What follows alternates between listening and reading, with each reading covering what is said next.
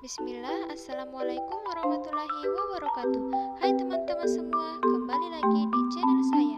Jadi pada kali ini saya akan membahas bab ketujuh, yaitu tindak pidana korupsi dalam perundang-undangan.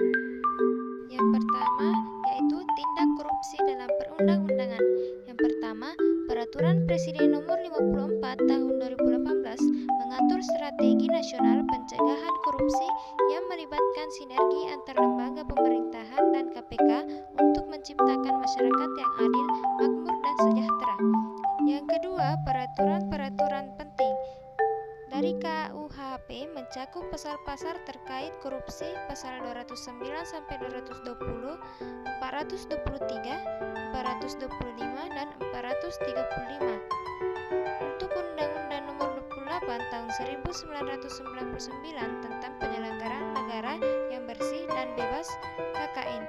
Undang-Undang Nomor 31 Tahun 1999 tentang pemberantasan tindak pidana korupsi atau diubah dengan Undang-Undang Nomor 20 Tahun 2001.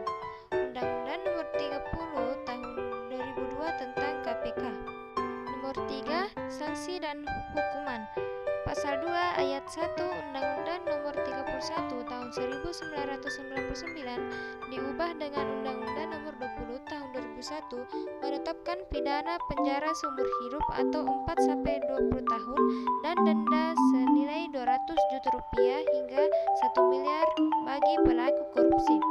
Pasal 3 menetapkan hukuman seumur hidup atau 1 sampai 20 tahun penjara dan atau denda senilai 50 juta hingga 1 miliar bagi pelaku yang menyalahgunakan wewenang. Yang keempat, hukum acara dan peran masyarakat.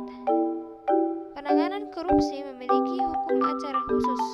Peran serta masyarakat dalam pemberantasan korupsi penting untuk menghindari kerugian negara. Yang kelima, pidana tambahan, termasuk perampasan aset, pembayaran uang pengganti, penutupan perusahaan, dan cabutan hak-hak tertentu. Yang kedua yaitu perampasan harta kekayaan terpidana tindak pidana korupsi.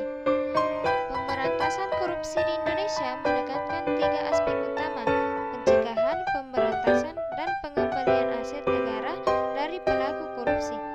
Pengambilan aset ini penting untuk menyelamatkan kerugian negara melalui perampasan harta pelaku korupsi. Tujuan utama perampasan aset adalah yang pertama, mengembalikan kerugian negara, yang kedua, mencegah penggunaan aset untuk kejahatan lain, yang ketiga, memberikan efek jerah. Pengadilan khusus tindak pidana korupsi diharapkan membantu dalam proses ini. Pengembalian aset harus dilakukan secara menyeluruh dan transparan untuk mendukung pemberantasan korupsi dan memastikan masyarakat dapat menikmati pembangunan yang berlandaskan Pancasila. Jadi itu saja pembahasan singkat di video kali ini. Semoga bermanfaat bagi kita semua.